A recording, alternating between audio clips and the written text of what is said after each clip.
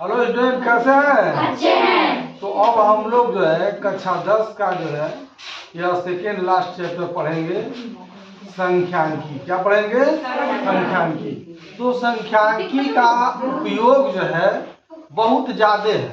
ठीक, जैसे संख्यांकी का उपयोग, पहला उपयोग आप लोग जान लीजिए, जो मार्कशीट मिलता है, अंक पत्र आप लोगों को, ठीक, तो वह अंक पत्र मिलता है, वह भी संख्यांकी से ही जुड़ा है। Yes sir. कैसे जानते हैं आप लोग कि कौन विद्यार्थी जो है सबसे तेज है पढ़ने में? कैसे जानते हैं? मार्कशीट देखते हैं। Yes sir. और मार्कशीट पर नंबर सबसे कम रहेगा वह तेज है, कि जिसके मार्कशीट पर नंबर सबसे ज्यादा रहेगा वह तेज है। सबसे ज्यादा। हाँ?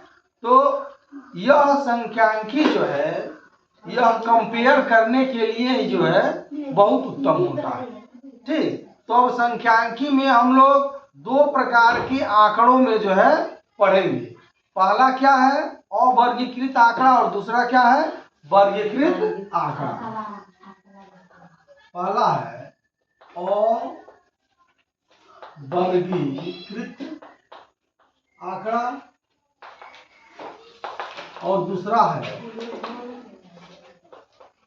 वर्गीकृत आंकड़ा। तो वर्गीकृत आंकड़े और अवर्गीकृत आंकड़े दोनों में हम लोग क्या क्या पढ़ेंगे?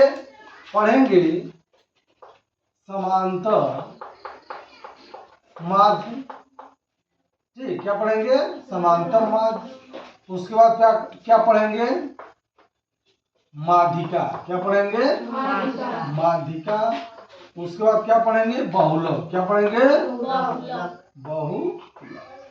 ठीक, यह तीनों का अध्ययन हम लोगों को करना है। किसमें करना है? अवर्गीकृत आंकड़े में और वर्गीकृत आंकड़े दोनों में जो है हम लोग को क्या करना है? समांतर माध्य, माध्यिका और बहुलक ज्ञात करना है। अब अवर्गीकृत आंकड़े में जब ये पूछा जाएगा तो यही समांतर माध्य का सवाल क्या होगा? 1 नंबर का होगा। ये कैसे पूछे जाएंगे? 1-1 नंबर में या 2 नंबर में पूछे जा सकते हैं। ठीक, ऐसा होगा। फिर इसके बाद जब वर्गीकृत आंकड़े में आ जाएंगे तो यही प्रश्न, यही समांतर माध्य, माध्यिका और बहुलक को नंबर के पूछे जाएंगे, 4 या 6 नंबर के पूछे जाएंगे। ठीक, तो इस प्रकार इस चैप्टर से समझ लीजिए कि लगभग 8 या 10 नंबर का क्वेश्चन पूछा जाता है। तो अब सबसे पहले इस आंकड़े में हम लोग देखते हैं कि समांतर माध्य जो है कैसे निकालते हैं। किसमें? अवर्गीकृत आंकड़े में। मान लीजिए कि यह जो है 2, 4, 6, 8, 10 यह है। तो इसमें कितने पद हैं? 1, 2, 3, 4, 5। कितने पद हैं? 5। और n बराबर कितने हो गए? 5। ठीक, तो अब अगर जो हम लोग इसका समांतर माध्य निकालें, क्या करें? समांतर माध्य निकालें। ये हो गया समांतर माध्य। तो समांतर माध्य बराबर होता है पदों का योग। क्या होता है? पदों का योग। पदों का योग बटे क्या होता है? पदों की संख्या। पदों की संख्या होता है। ठीक, तो इसको पदों का योग हम लोग सिग्मा x से डिनोट करते हैं और पदों की संख्या को कैपिटल N से डिनोट करते हैं। ठीक, ऐसा होता है।